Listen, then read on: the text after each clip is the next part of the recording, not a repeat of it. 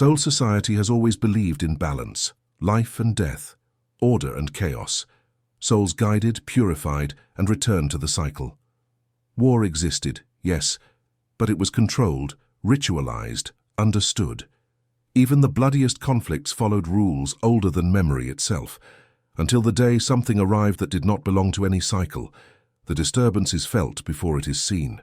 Thy pressure ripples through the Seraite, subtle at first, like a tremor beneath still water. Spiritual sensors flicker, barriers hum under unfamiliar strain. Reishi density fluctuates in patterns that do not resemble hollow incursions, Quincy signatures, or anything recorded in the archives. This is not an invasion, it is an intrusion. Shinigami pause mid-step. Veterans feel it in their bones. Captains stop what they are doing, instinct screaming that something fundamental has shifted. The sky above Soul Society darkens slightly, not with clouds, but with weight, as if the air itself is bracing for impact. Then it happens. Space fractures. Not violently, not explosively. Reality simply fails to hold, splitting open like a wound that refuses to close. From that rupture steps a figure that radiates neither spiritual pressure nor hollow corruption, yet commands more presence than any of it. Kratos enters Soul Society. No roar announces him, no lightning, no divine proclamation. He simply stands there, and the world reacts. The ground cracks beneath his feet, not from force but from contradiction. Soul Society was never meant to host something like him. A being forged outside its laws, sharpened by wars that ended gods and civilizations alike. Shinigami rush to the scene. Lieutenants draw blades. Kido specialists form barriers. Orders are shouted. Protocols activated. Formations established within seconds. Soul Society is efficient, disciplined, prepared. None of it matters. Kratos does not attack. He observes. His gaze moves across the white stone structures, the flowing spiritual architecture, the soldiers assembled before him. He sees a world built on authority, hierarchy, and enforced balance. He has seen this before. Olympus wore a different shape.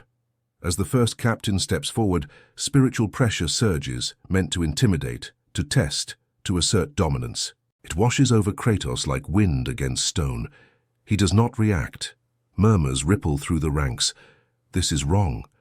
Everything about him is wrong. He does not feel like a soul. He does not feel like a god. He does not feel like anything they can define. And that terrifies them more than raw power ever could. A warning is issued, a demand to identify himself, a declaration of trespass. Kratos listens. Then he speaks, not loudly, not with anger, with certainty. He did not come to conquer. He did not come to challenge their authority. He came because this world, like many before it, is built on war disguised as order. That is when the first blade strikes. A Shinigami lunges, faster than sound. Zanpakuto aimed for a decisive cut meant to end the threat before it escalates. The blade never reaches its target. Kratos catches it. Two fingers close around the sword effortlessly. The spiritual steel does not resist. It does not vibrate. It simply stops. Silence follows. Then fear. Not the explosive kind. The slow, creeping realization that something beyond their understanding now stands inside their most sacred domain. Kratos releases the blade and takes a step forward. The ground fractures again. This time the reaction is immediate. Multiple captains move at once. Bankai are released in flashes of overwhelming spiritual force. The sky fractures under their pressure. The air burns with Reiyatsu so dense it would crush lesser souls instantly. Kratos stands at the center of it all, unmoved. He has walked through the rage of gods, through realms collapsing under their own hubris. This is impressive, but it is not new. The first clash is catastrophic, not because Kratos attacks, because Soul Society does. Blades strike, energy detonates, reality screams under the collision of power. Buildings collapse, barriers shatter. The Seireitai begins to look less like a sanctuary and more like a battlefield. And still, Kratos advances. Every step forward is a declaration. This world understands war, but it has never faced one without rules. A captain finally lands a blow, not lethal, but direct. The impact echoes across the city. Shinigami watch closely, hoping, praying, that this is enough. Kratos turns his head. The wound closes instantly. The realization hits them all at once. This is not a battle they can win through strength alone. As the clash escalates, the balanced Soul Society prides itself on begins to unravel. Spiritual currents destabilize. Hollows stir in distant realms. The cycle trembles, reacting to an anomaly it was never designed to correct. The Gote 13 regroups, but doubt spreads faster than orders. Because Kratos is not fighting to dominate. He is fighting to expose something. He sees it now clearly. A world that calls itself peaceful, yet sustains itself through endless conflict. A system that claims balance, yet enforces it through violence and hierarchy. Shinigami and Hollows locked in eternal opposition, feeding a cycle that never truly ends. War with better branding. Kratos has ended such systems before. And as the captains realize that this confrontation is not about territory or power, but about the very foundation of their world, fear begins to replace discipline. Not fear of death, fear of consequence. Kratos stops at the heart of the battlefield. He does not raise his weapons. He does not issue threats. He simply stands there, surrounded by the ruins of the first response. And Soul Society understands the truth too late. This is not an invasion. It is a reckoning. If you're enjoying this story so far, make sure to like the video, subscribe to the Kratos Effect, and comment below what you think happens when a god of war challenges the very concept of death. Soul Society has never feared battle. War is not an anomaly here. It is tradition. Every Shinigami is forged through conflict, trained to kill in the name of balance, raised on the belief that violence is not only necessary, but righteous when properly ordered. That belief is tested now. The Seirai Tai burns.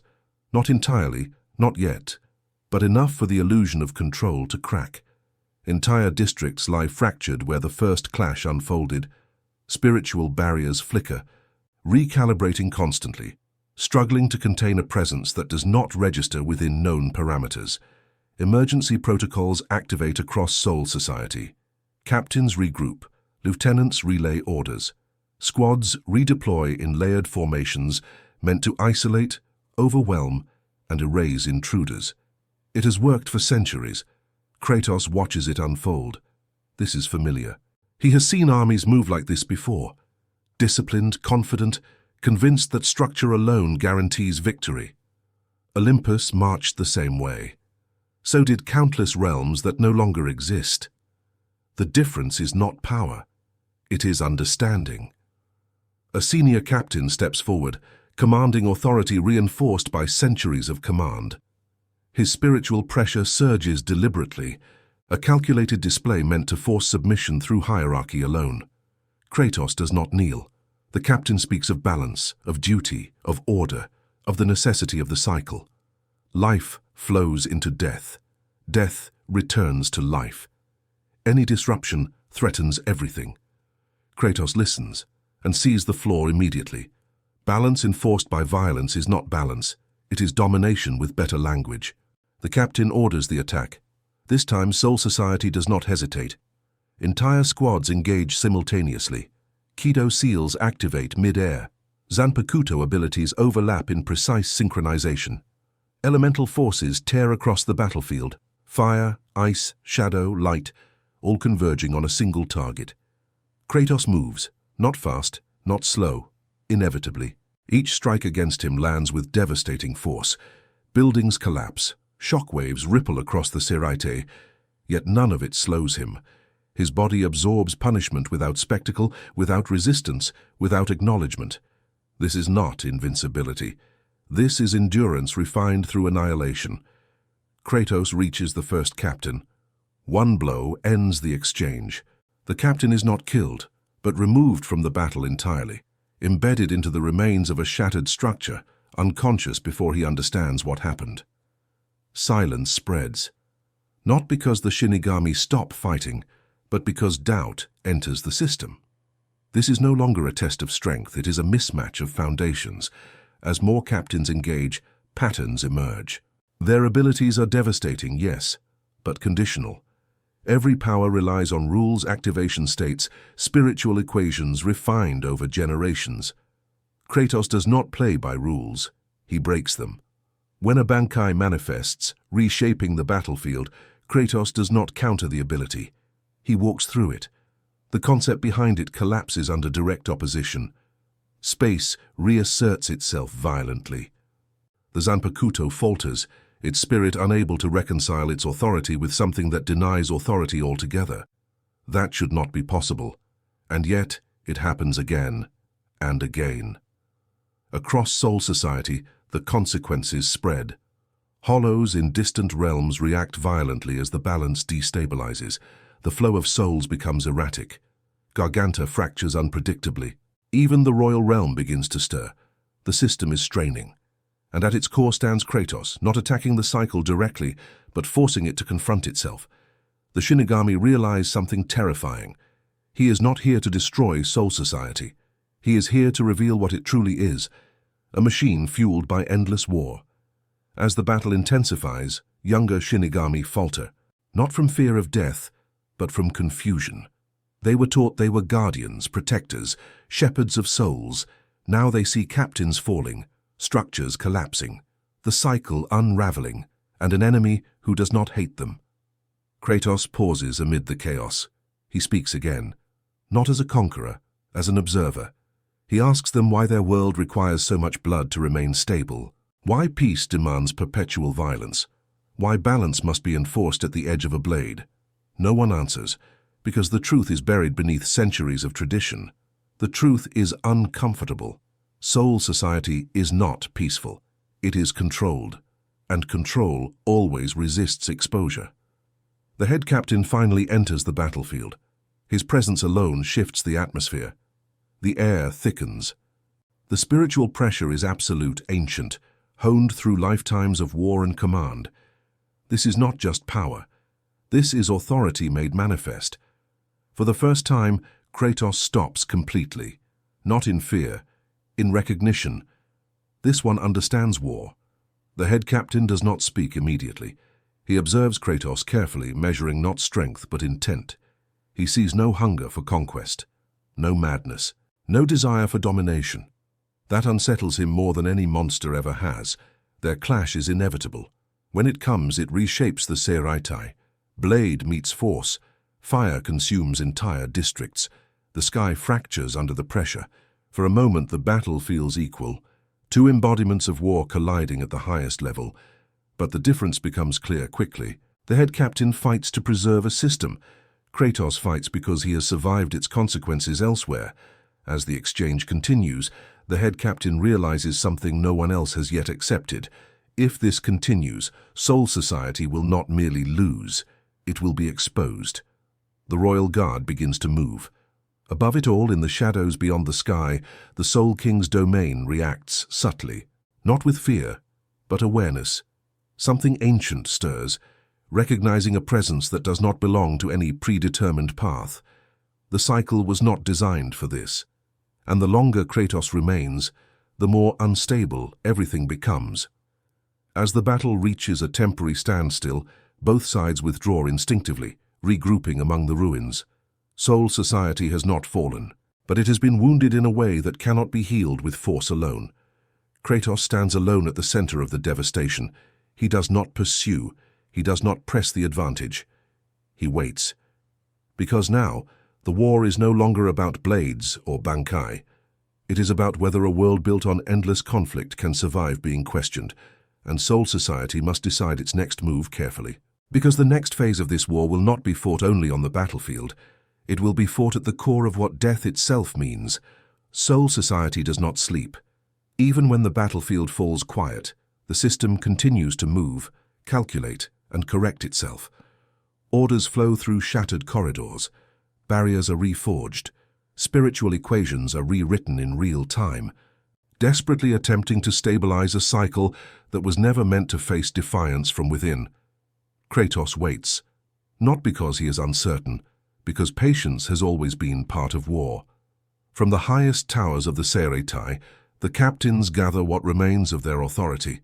Their forces are wounded, their confidence fractured, but their belief in the system remains intact.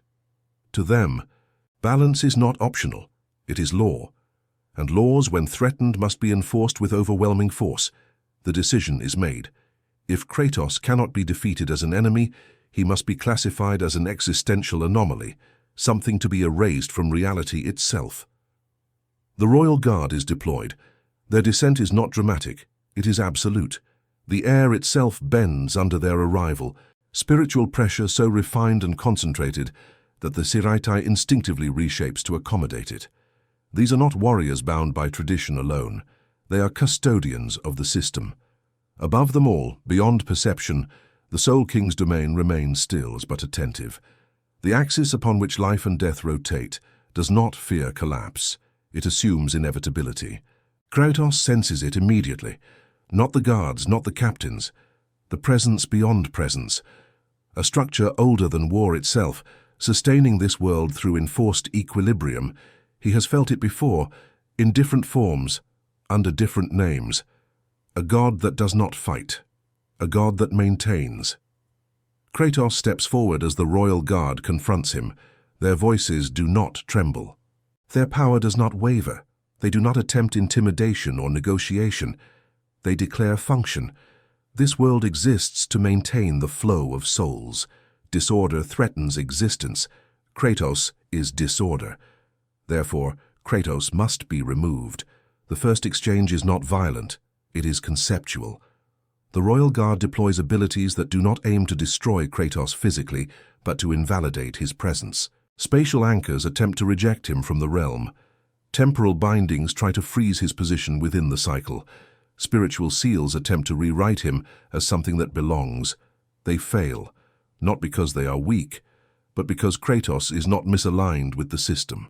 He exists outside it. The realization spreads quickly among them. This is not an intruder that can be corrected. It is an exception that should not exist. The confrontation escalates. For the first time, Kratos draws fully upon his power, not in rage, but in response. Each movement tears through layers of reality, reinforced by centuries of spiritual lore.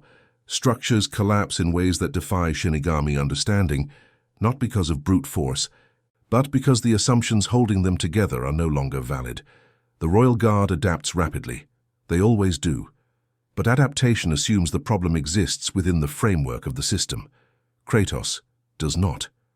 As the clash continues, the effects ripple outward. The world of the living experiences sudden spiritual surges. Hollows behave erratically. Souls linger longer than they should.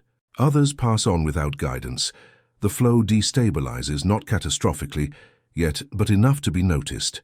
Fear spreads through soul society, not of Kratos, of exposure. Because with every moment Kratos remains, the truth becomes harder to deny. This world is not balanced, it is restrained. The Shinigami were never guardians of peace. They were wardens of continuity. Kratos sees it clearly now. A system that claims to protect existence by monopolizing death itself. A cycle that allows suffering to persist indefinitely, as long as it remains orderly. War without resolution, violence without accountability. Olympus justified itself the same way. So did every pantheon he ever destroyed. The Royal Guard falters, not from defeat, but from contradiction. Their purpose begins to unravel under direct scrutiny. They were never meant to question the system they serve. Kratos does not mock them. He does not taunt. He simply continues forward, toward the axis, toward the core, toward the truth beneath the world. The closer he gets, the stronger the resistance becomes. Reality compresses, space distorts violently. The realm itself pushes back, rejecting the idea that its foundation can be confronted directly. This is not defense, it is denial. Kratos pushes through.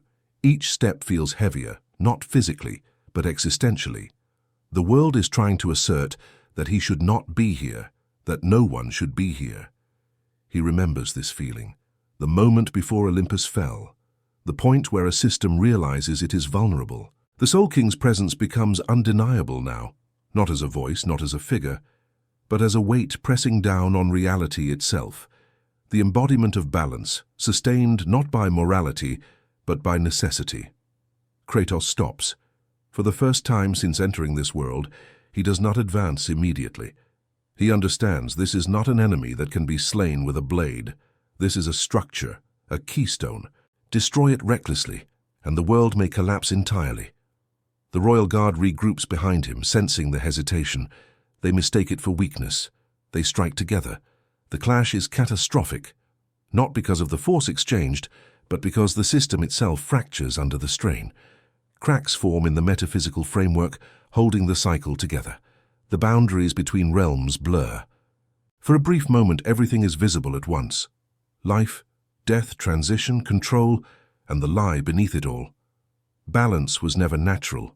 It was imposed. The realization hits Soul Society like a shockwave. Some Shinigami fall to their knees. Others scream in denial. The idea that their world was built on a managed illusion is too much to process.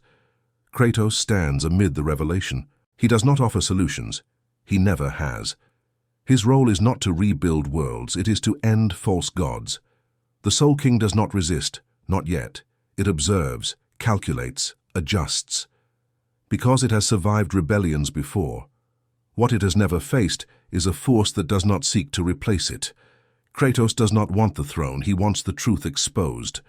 And that is what terrifies the system most. As the realms tremble, and the captains realize that the war has escalated beyond their comprehension, one truth becomes unavoidable. This conflict will not be decided by strength alone.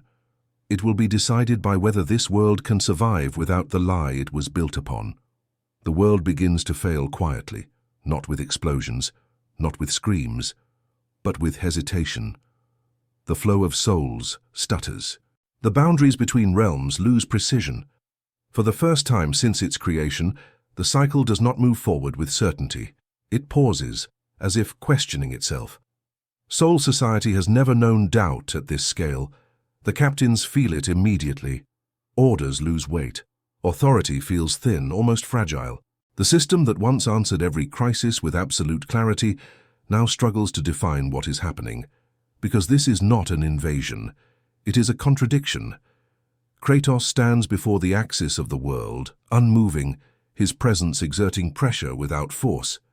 The Soul King's domain trembles not from attack, but from proximity. The system senses a truth it was never designed to confront, that it may not be necessary. The Royal Guard rallies for one final stand. They do not act out of loyalty alone, but fear. If the axis falls, everything they know collapses with it.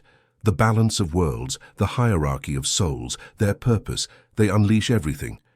Abilities that rewrite causality, constructs that bind concepts rather than matter. Seals meant to erase anomalies not just from space, but from history itself. Kratos meets them head-on.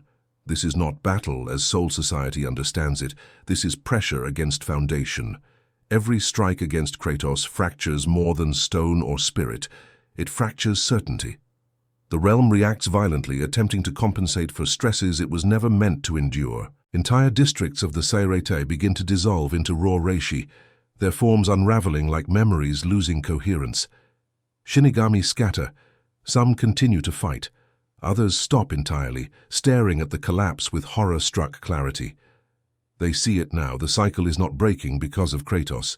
It is breaking because it cannot contain him. Kratos pushes forward. Each step sends shockwaves through every layer of existence. The world of the living trembles. Hollows howl in confusion. Souls stall between destinations, no longer pulled by an unquestionable current. Death hesitates. The Soul King responds. Not with words, with force. The pressure becomes overwhelming, not violent, but absolute. It is the weight of inevitability itself pressing down, asserting that the cycle must exist, that order must be enforced, that existence without control leads only to annihilation. Kratos endures it. He has carried the weight of inevitability before. Fate, prophecy. Gods who claimed the world would end without them. They were wrong, he advances anyway. The Royal Guard falls one by one, not slain but rendered irrelevant. Their powers unravel as the concepts sustaining them lose authority.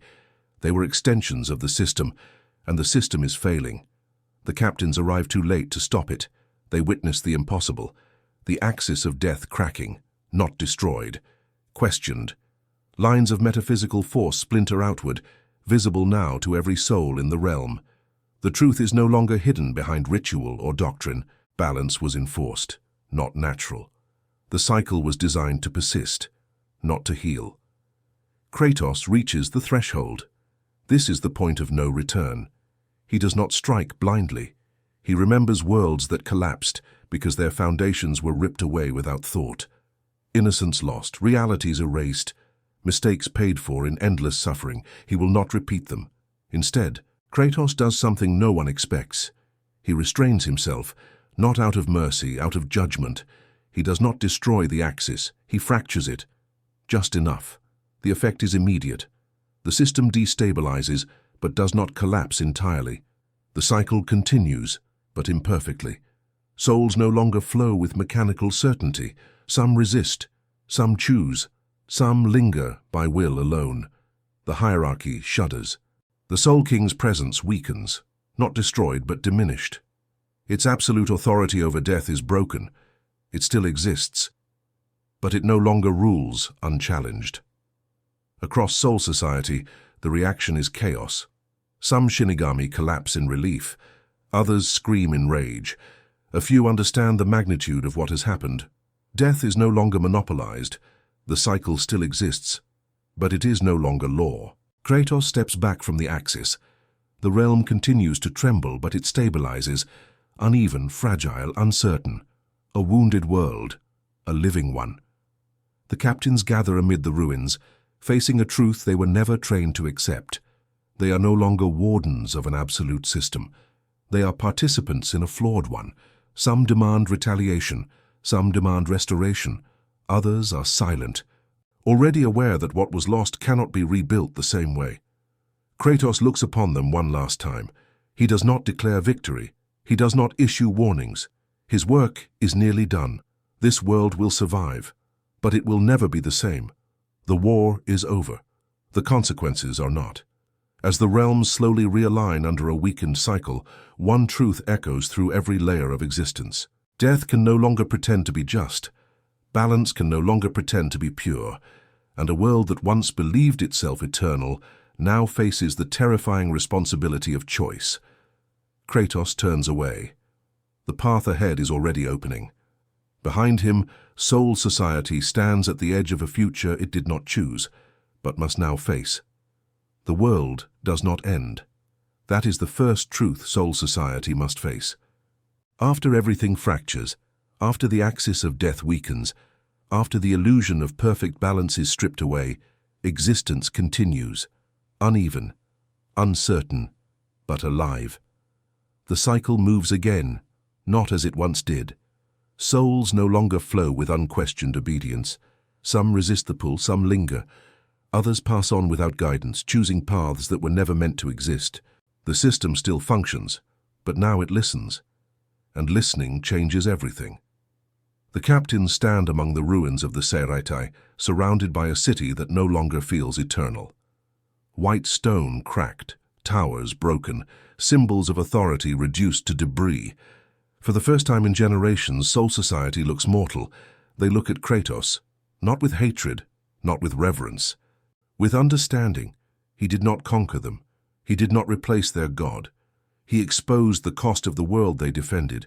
The head captain struggles to stand, his power diminished, but his mind clear. He understands now what Kratos understood long ago, that systems built on endless war eventually confuse survival with righteousness. He asks the question no one dared to voice before. What now? Kratos does not answer immediately. He looks beyond Soul Society, beyond the realms, beyond the weakened axis still struggling to stabilize. He sees futures branching wildly, some hopeful, some catastrophic, all uncertain. This is what freedom looks like: messy, dangerous, honest. He finally speaks, not as a god, not as a conqueror, as a warning earned through loss. Balance enforced through fear always demands more blood. Order built on violence never ends violence. It only refines it. If Soul Society wishes to survive, it must accept something far more terrifying than control: responsibility. Kratos turns away. His presence begins to fade, reality closing behind him not with resistance, but with relief. The world exhales, as if only now realizing how tightly it had been holding itself together. As he leaves, the consequences unfold rapidly. The Royal Guard does not return to its former role. Their authority is questioned, their purpose re-evaluated. Some step down. Others vanish entirely, unable to exist without absolute certainty. The captains face rebellion, not violent but ideological. Younger Shinigami ask questions that have no easy answers. Why must death be governed? Why must balance require war? Who decides what is necessary suffering? No doctrine can silence them now. The Soul King remains, but diminished, no longer an unquestioned axis, but a fragile cornerstone whose authority depends on cooperation rather than inevitability. The world has seen that even the foundation can crack, and that knowledge cannot be erased. In the world of the living, change is slower but undeniable.